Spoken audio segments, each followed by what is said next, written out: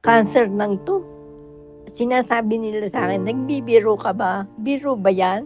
Material I can afford, pero yung physical na wala akong magawa. Tinatanong ko ang Diyos, "Lord, magigising pa ba ako?"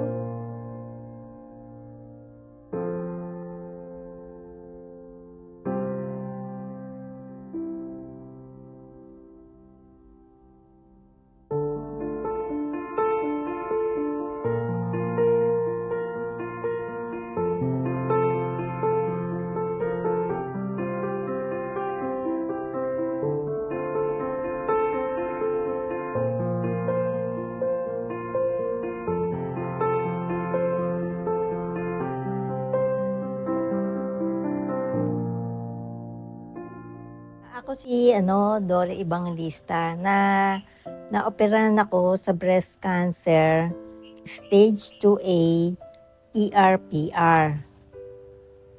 Noong October 2022. Nagsimula 60 years old. Pinapa-CT scan ako ng doktor ko at ng onco at saka pina-ultrasound ako. Tapos, doon nga may nakita na may mga bukol na maliliit sa left breast ko. Kasi una, dito sa right side ko. Naoperahan na rin yun noong 2018. Hindi ako papagamot ako na parang hindi ko pa rin matanggap. Parang tingin ko pa rin na parang in denial ka na hindi totoo, na wala ito, gano'n. Nung na-diagnose nga to na may mga bukol na maliliit, nag-decision na akong patanggal na lang kasi pag pinatanggal lang yung bukol, baka mamaya ayan na naman, meron na namang lumalaki. Kaya pinatanggal ko na rin to. Yung basta't may nararamdaman ako, akala lang nila matapang ako. Pero pag gabi na matutulog ako, tinatanong ko ang Diyos, "Lord, magigising pa ba ako?" Ganun. Kasi lalo na pag hindi ako makahinga. Kasi nga yung puso ko daw yung maliliit na ugat, hindi na nakakaanin dugo. Akala lang nila matapang ako pero umiiyak din ako. Kaya lang hindi ko pinapakita sa kanila. Ang hirap. Naiiyak ako. Hindi ko matanggap kasi single mom ako. Tapos may isa akong anak, nag-aaral pa siya noon. Pero wala naman akong magagawa kundi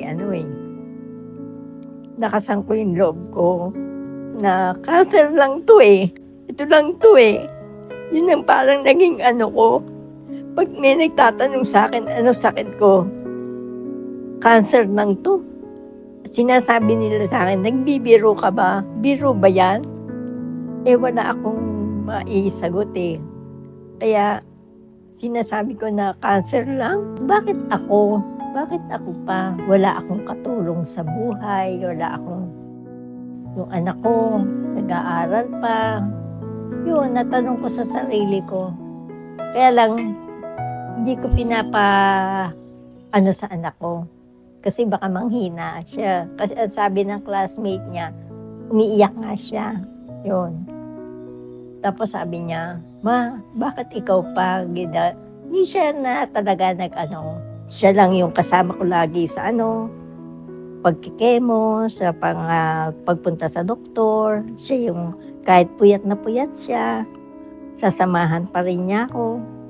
Sa paglalagay ng Soledronic, natutulog na siya doon sa upuan na hindi pa nakakakain, basta samahan lang niya ako. Gusto ko pang makita yung anak kong may makapag-asawa, magkaroon ng anak.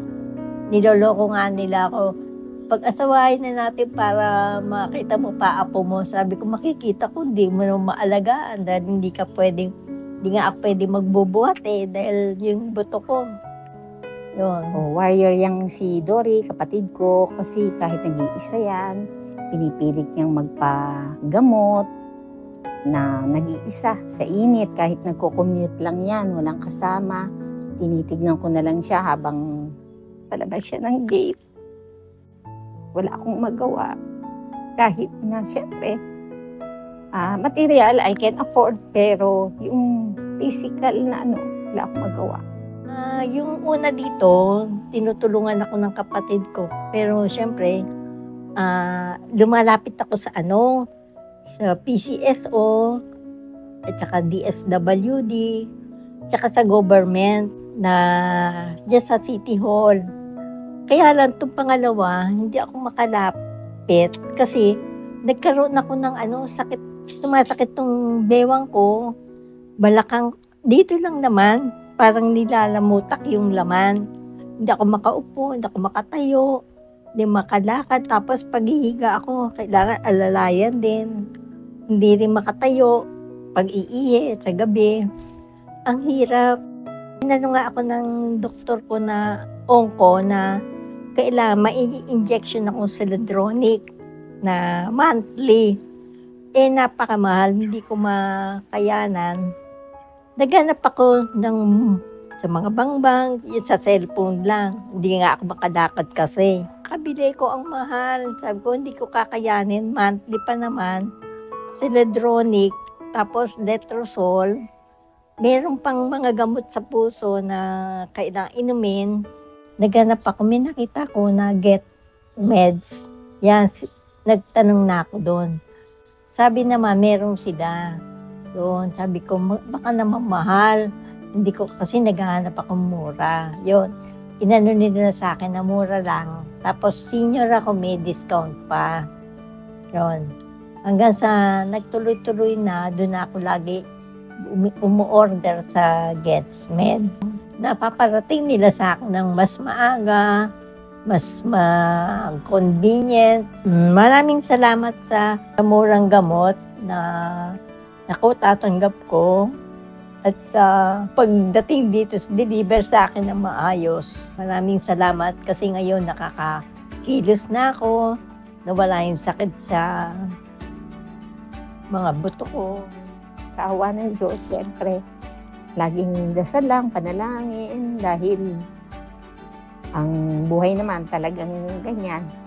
Nasa age na kami ng to finish na kami, pero laban pa rin kami. Huwag kayong mawala ng pag-asa, makakaraos din tayo. At andyan ang Diyos, Diyos ang magpro-provide. Magtiwala lang tayo na gagaling din tayo.